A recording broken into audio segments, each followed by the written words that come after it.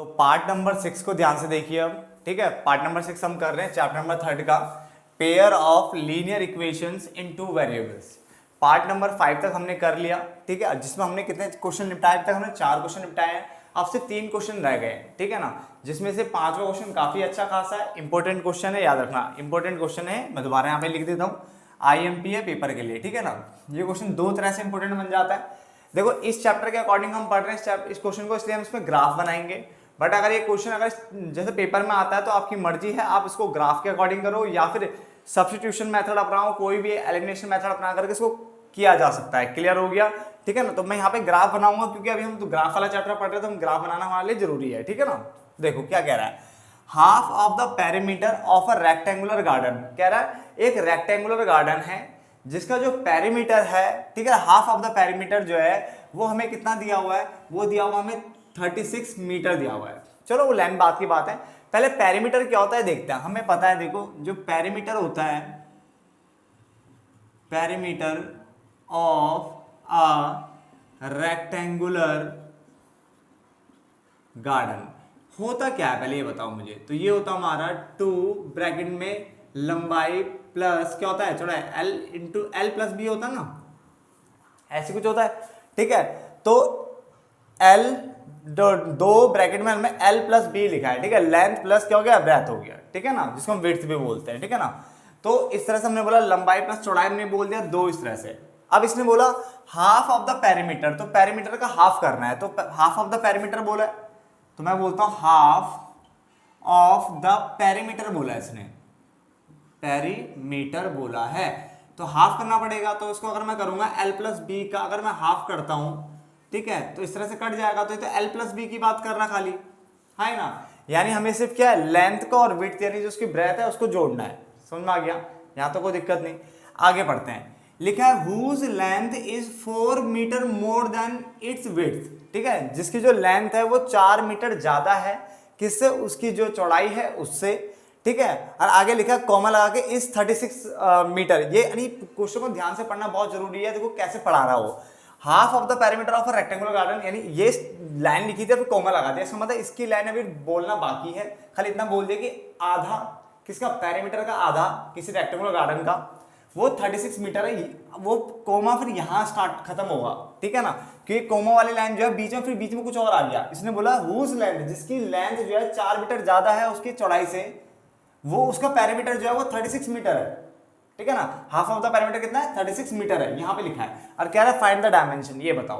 तो अगर आपको क्वेश्चन पढ़ना नहीं आया तो दिक्कत हो सकती है, इसलिए क्वेश्चन पढ़ना बहुत जरूरी है।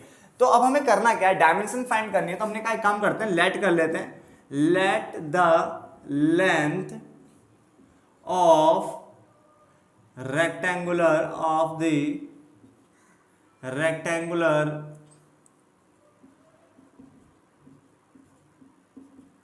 गार्डन। तो हमने रेक्टेंगुलर गार्डन की जो लेंथ मान लिया, हमने उसको x मान लिया, ठीक है। ऐसे ही जो विड्थ होती है यानी ब्रेथ होती है,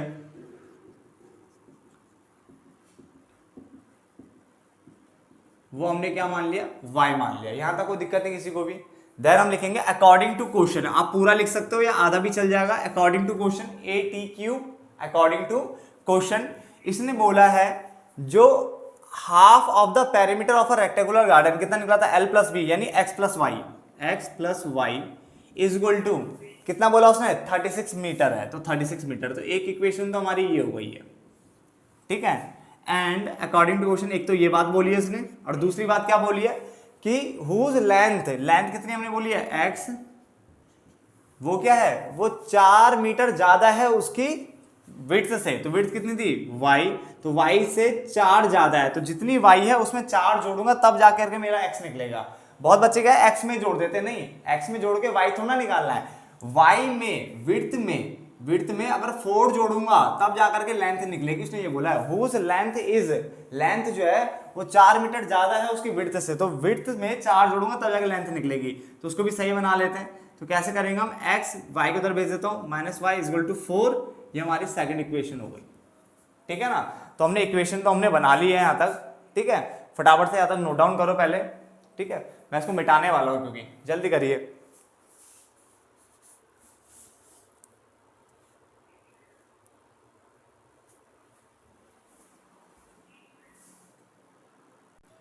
अब मैंने देखो मिटा दिया ये। अब इसके फटाफट से 3 सॉल्यूशंस निकाल लेते हैं जैसे हम करते ही हैं।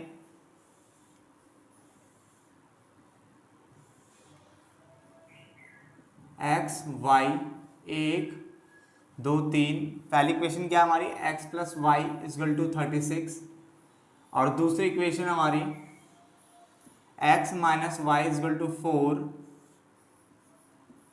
एक्स वाई, इस तरह से, ठीक है ना। तो इक्वेशन देख लेते हैं इसके फटाफट से, पहले वाले के निकाल लेते हैं। a मैंने पुट किया x इजकल टू, अब देखो आपकी मर्जी, अब कुछ भी पुट कर लो, ठीक है, सारे तो बड़े बड़े आने वाले आंसर। तो 1 पुट करके देख रहा हूँ मैं, तो 1 प्लस वाई इजकल टू 36, ठीक है। तो एक काम करते हैं ना, 1 भी क्यों 1 कर दो पुट, चलो कर ही लेते हैं, बड़ा आई आएगा कोई दिक्कत नहीं है, ठीक है ना। चलो आने दो, ठीक है। वाई इजकल टू कितना आ जाएगा 35 आ जाएगा पहले केस में। दूसरा करा हमने पुट करते हैं, x इजकल टू पुट कर लेते हैं 5 पुट कर रहा हूँ मैं आपके लिए, ठीक है ना। तो 5 प्लस वाई इजकल टू 36, तो y इजकल टू कितना आ जाएगा 31 आ जाएगा। कुछ भी पुट कर लो, आपकी मर्जी है, याद रखना है। x इजकल टू मैं यहाँ पे 6 पुट कर रहा हूँ, तो 6 प्लस वाई इजकल टू 36, तो y इजकल टू कितना आ गया 30 आ गया, ठीक है ना। तो ये तीनों मैंने पुट कर दिए। मैंने एक 1 पुट किया जानबूझ के, एक 5 पुट किया है, एक मैंने 6 पुट किया, एक मेरा 35 आया आंसर, एक मेरा 31 आया, एक मेरा 30 आया। आपकी मर्जी, आप जो मर्जी पुट करो, ठीक है। सरदर्दी तो लेनी पड़ेगी इस क्वेश्चन की, ठीक है ना, थोड़ा अजीब सा क्वेश्चन है, ठीक है ना।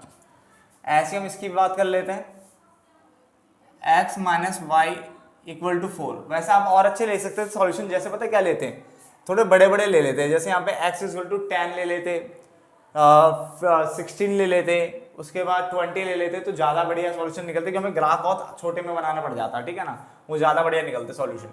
चलो कोई नहीं, अभी आगे बढ़ते हैं।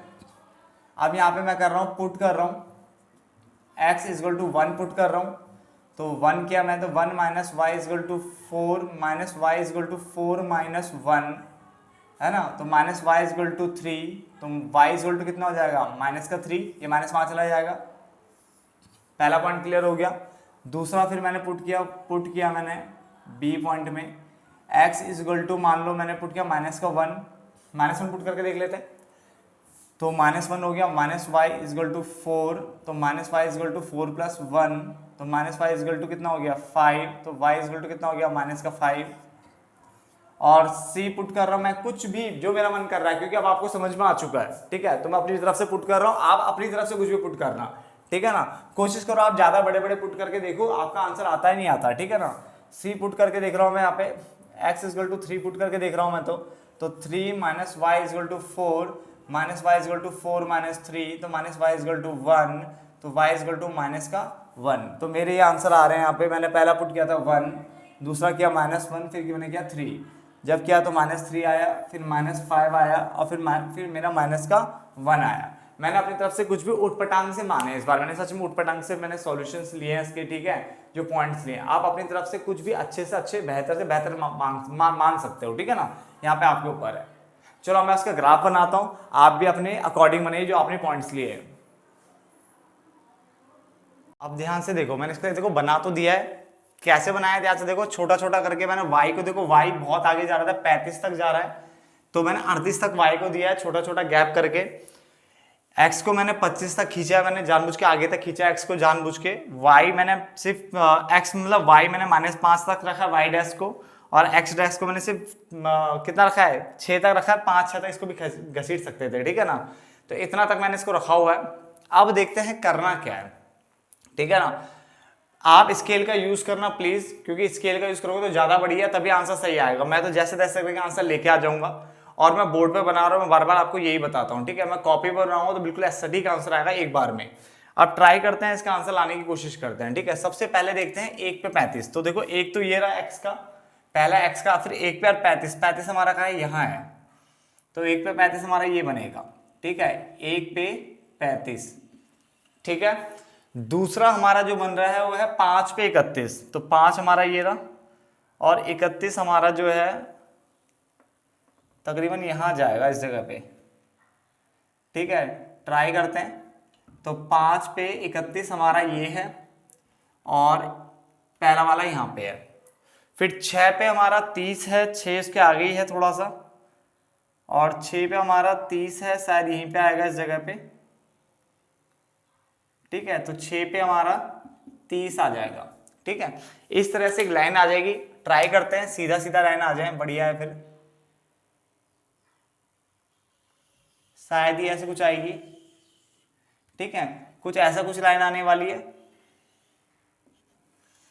आप प्लीज स्केल स्केल स्केल का यूज करें, बार बार मैं आपके दिमाग में यही डालने की कोशिश कर रहा हूं, ठीक है ना। ये देखो इस तरह से एक लाइन आएगी आपकी, ठीक है। उसके बाद दूसरा बनाने की कोशिश करते हैं, 1 पे -3। आप कोशिश करना माइनस की फिगर मत लेना, ज्यादा बढ़िया। मैंने यहाँ पे माइनस लिया हुआ, -1 मत लो, ज्यादा बढ़िया है, ठीक है ना।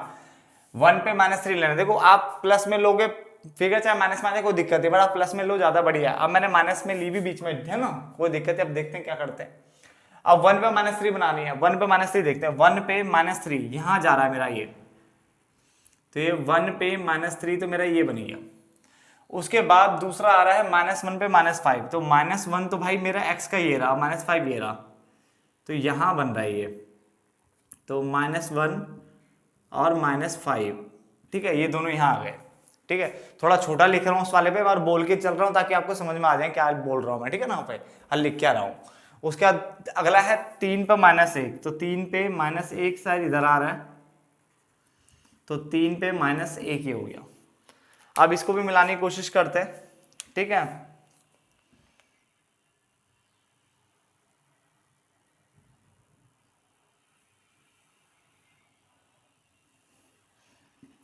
कुछ कोशिश करते इसको मिलाने की।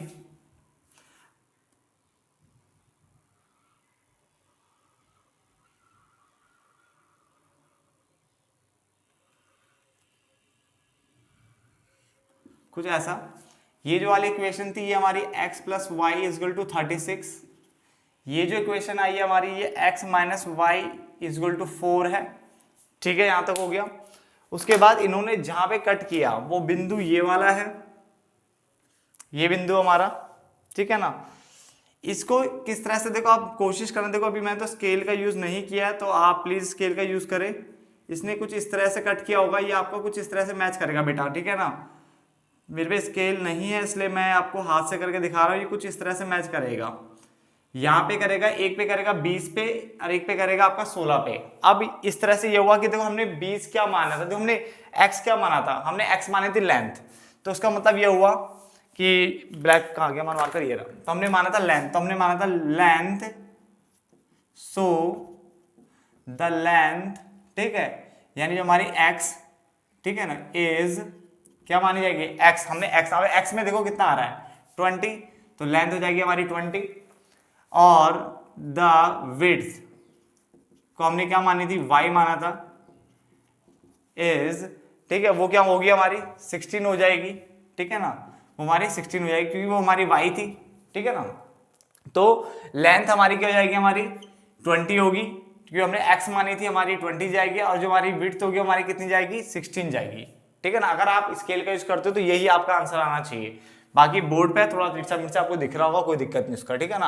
आप उसे कोशिश करो उससे बनाने की स्केल से, तो ये आपका आंसर ये आएगा, तो ही आंसर सही है। अगर आंसर कुछ और आ रहा है तो समझ लेना गलत है, ठीक है। फटाफट से बना लो पहले से। अब क्वेश्चन नंबर 6 में देखो, क्वेश्चन नंबर 6 क्या क्या रहा है, ये कह रहा है given the linear equation 2x + 3y - 8 = में 0, ये आपको गिवन है।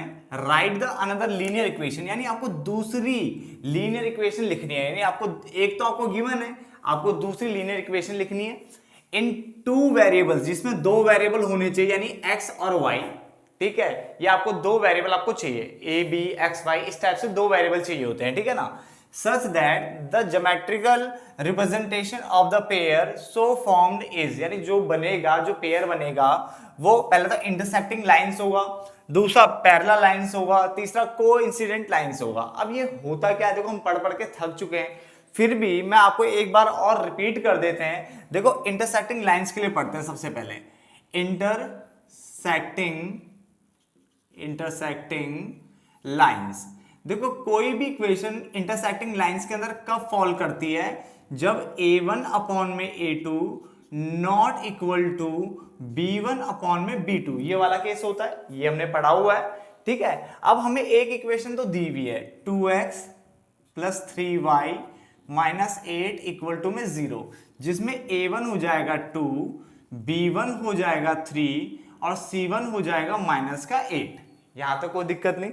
अब हमें कोई भी अपनी तरफ से, देखो इसमें बोला ना कोई भी अनदर लीनियर इक्वेशन बनाओ कि कुछ ऐसा बन जाए a1 अपॉन में a2 not equal to b1 upon में b2, ऐसा बनाना हमें।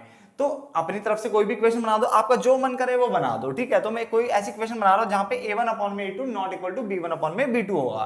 तो मैंने यहाँ पे बना दिया 3x, यानी जब यहाँ पे a1 अपॉन में a2 करूंगा, पहला वाला a1 अपॉन में a2, तो a1 क्या हो जाएगा मेरा, यहाँ पे मैं a2 ले लेता हूँ, कॉमा b2 ले लेता हूँ, कॉमा c2 ले लेता हूँ। क्लियर हो गया। तो a2 मैंने क्या ले लूंगा, 3 ले लूंगा मैं, कि मैं 3x लेने वाला हूं। तो a2 यानी a1 अपॉन में a2 2 अपॉन में 3 हो जाएगा, ठीक है। अब b1 अपॉन में b2 भी 2 अपॉन में 3 नहीं होना चाहिए, नॉट इक्वल टू लिखा है ना, इसलिए मैं यहाँ पे क्या लेने वाला हूँ, देखो यहाँ पे हमारा 3 है, तो मैं कुछ ऐसा लेने वाला हूँ जहाँ पे उल्टा सीधा आ जाए, तो मैं 5 लेने वाला हूँ। तो 5y 3x plus 5y minus में 9 ले लेता हूँ, ठीक है, इक्वल टू में 0। मैंने अपनी तरफ से एक भी कोई सी भी इक्वेशन बना ली, ठीक है। अब ट्राई करके देख लेते हैं, b कितना हो गया मेरा 5 और c कितना हो गया मेरा माइनस का 9, करके देख लेते हैं। a1 अपॉन में a2 आ गया, b1 अपॉन में b2 कितना आएगा, ये आएगा b1 है 3 और b2 कितना है 5। तो सही है, a1 अपॉन में a2 देखो इक्वल आ नहीं रहा, b1 अपॉन में b2 के इक्वल आ नहीं रहा, तो इसका मतलब क्या हो गया, ये इंटरसेक्टिंग लाइंस का हमने क्या है प्रॉपर तरीके से इक्वेशन बना दी हमने। तो एक इक्वेशन हमें गिवन थी, एक हमने बना दी। तो ये क्वेश्चन देखो कुछ कठिन नहीं था, खाली क्या बनाना था, खाली इंटरसेक्टिंग लाइंस में हमें एक इक्वेशन गिवन थी, एक हमें बनानी थी, तो हमने बना दी, ठीक है ना। इसमें आप दूसरी चाहे और कोई और भी बना सकते थे, जैसे मैंने 3x, मैंने यहाँ पे 7y लिख लो, 7y माइनस 9 लिख लो, जैसे मर्जी बना लो, बट याद है बराबर नहीं आना चाहिए था बस, ठीक है ना। चलो मिटा दो से, मिटा देता हूँ, ठीक है से ये मिटा देता हूँ बस, बहुत है, ये हो जाएगा एक, इसको मिटा देते हैं और इसको मिटा देते हैं बस, ये वाला इसको रहने देता हूँ बीच वाला पोर्शन। फिर दूसरा केस, केस नंबर 2, हमें पैरेलल लाइंस के लिए जाना है, पैरेलल लाइंस के लिए जाना है। अब पैरेलल लाइंस का केस क्या होता है, पैरेलल लाइन कब होती है, हमें याद करना चाहिए। पैरेलल लाइन होता है जब a1 अपॉन में a2 इक्वल टू होता है b1 अपॉन में b2 और not equal to c1 upon में c2, ये वाला केस होता है। अब हमें एक इक्वेशन तो हमें गिवन है, देखो ये इक्वेशन हमें गिवन है, ठीक है ना। अब हमें बनानी है दूसरी इक्वेशन, ठीक है, कुछ ऐसा बनानी है कि a1 अपॉन में a2 बराबर होगा b1 अपॉन में b2 के, बट बराबर नहीं होगा c1 अपॉन में c2 के। तो कुछ ऐसा बनाते हैं, चलो इक्वेशन बनाते हैं जिसमें हमारा a1 अपॉन में a2, ठीक है, b1 अपॉन b2 ये दोनों तो बराबर आने चाहिए, बट c1 अपॉन में c2 आपस में बराबर नहीं आएगा उनके, ठीक है ना। चलो देखते हैं। तो 2 के साथ तो मैं ले लेता हूँ 4x, ठीक है, तो 2 अपॉन में 4 हो जाएगा, 2 अपॉन में 4 हो जाएगा 1/2, ठीक है, यहाँ पे 4 आ जाएगा। और 3 के साथ ले लेते हैं, चलो 1/2 हो जाएगा, 3 के साथ 6 ले लेते हैं 6y, और यहाँ पे 9 ही ले लेता हूँ। तो देखो ये बना ली मैंने इक्वेशन, तो b2 हो जाएगा 6, ये हो जाएगा मेरा -9। तो मैंने क्या ले लिया इक्वेशन, मैंने यहाँ पे ले लिया a1 a2 यानी 2 अपॉन में 4, 3 अपॉन में 6, तो ये भी कितना आ जाएगा 1/2, ठीक है, और -8 अपॉन में माइनस का 9, माइनस से माइनस कट गया, 8 अपॉन में 9 बच जाएगा, है ना। तो ये तो इक्वल आ ही नहीं रहा, तो इसका मतलब यहाँ पे a1 अपॉन में a2 इक्वल तो कर दिया मैंने b1 अपॉन में b2 के, but not equal to c1 upon में c2, c1 अपॉन में c2 के इक्वल नहीं है। तो ये कौन सा बन गया हमारा, पैरेलल लाइंस का केस बन गया, ठीक है ना। तो आप अपनी तरफ से कुछ भी बना सकते थे, वो आपके ऊपर है, ठीक है। तो मैंने ये बनाया 4x प्लस 6y माइनस 9 बनाया मैंने, ठीक है, नोट डाउन करते रहिए साथ साथ में।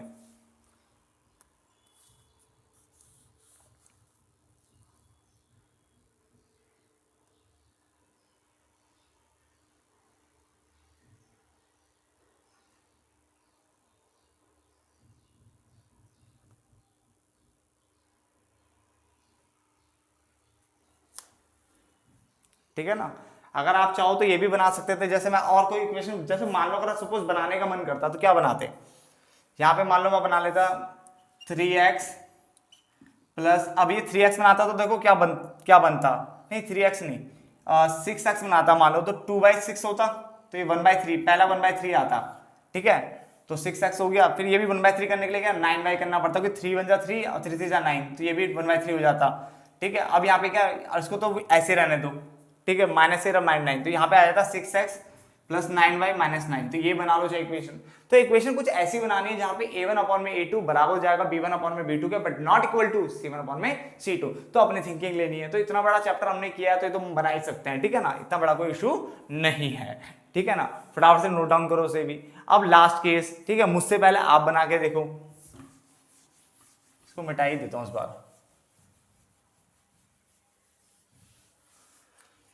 केस नंबर थर्ड में कोइंसिडेंट लाइंस कब होगी? कोइंसिडेंट लाइंस तब होती है जब a1/a2 इक्वल टू होता है b1/b2 और इक्वल टू होता है c1/c2, ये वाला केस होता है। अब एक हमें दिया हुआ है 2x प्लस 3y माइनस का 8 इक्वल टू 0, जिसमें a1 हो गया 2, b1 हो गया 3 और c1 हो गया माइनस का 8। क्लियर हो गया? अब यहाँ पे मैं कुछ ऐसा ही इक्वेशन ले लेता हूँ जिससे हमारा सारा इक्वल हो जाएगा। तो मैं यहाँ पे 4 ले रहा था, इसका ठीक उल्टा 1/2 हो जाएगा। तो यहाँ पे इसको 1/2 करने के लिए 6 ले लेता हूँ और इसका 1/2 लेने के लिए माइनस का 16 ले लेता हूँ, बस खत्म। तो यहाँ पे a2 हो जाएगा 4, b2 हो जाएगा हमारा, ठीक है, b2 हो जाएगा 6 और c2 हो जाएगा माइनस का 16। तो a1/a2 ये हो जाएगा 2/4 यानी 1/2, b1/b2 ये हो जाएगा हमारा 3/6 यानी 1/2, ठीक है ना, और c1/c2 ये हो जाएगा हमारा माइनस का 8/16, 8 2 जा 16 तो 1/2। तो ये हमारा हो गया a1/a2, b1/b2 और c1/c2 तीनों इक्वल हो गए। तो ये अपनी थिंकिंग प्रोसेस है, थिंकिंग के अकॉर्डिंग बनाता, ठीक है ना। अगर 1/3 के अकॉर्डिंग बनाता मैं 1/3 भी कर सकते थे, तो 1/3 के लिए मुझे 6 लेना पड़ता, 6x तो 1/3 हो जाता है ना, ये 9y और 8 या 24 तो 24 ले लेता इक्वल टू 0, तब भी बन जाता। तो अपने अकॉर्डिंग प्रोसेस करनी थी, ठीक है ना। तो एक काम करो, आप इन दोनों के अलावा कोई और इक्वेशन बना के दिखाओ जरा, और मुझे ना कमेंट बॉक्स में लिख करके बताओ, ठीक है ना। इसके अलावा जो मैंने बनाई इनके इक्वेशन, इसके अलावा कोई और इक्वेशन बनाओ तीनों केस में, ठीक है ना। मुझे कमेंट करके बताओ कि क्या हो सकता था इसके अलावा और कोई इक्वेशन तीनों केस में, ठीक है ना। चलो अब नेक्स्ट पार्ट में लास्ट क्वेश्चन निपटा देते हैं, फिर हम एक नए एक्सरसाइज में पहुंच जाएंगे फिर।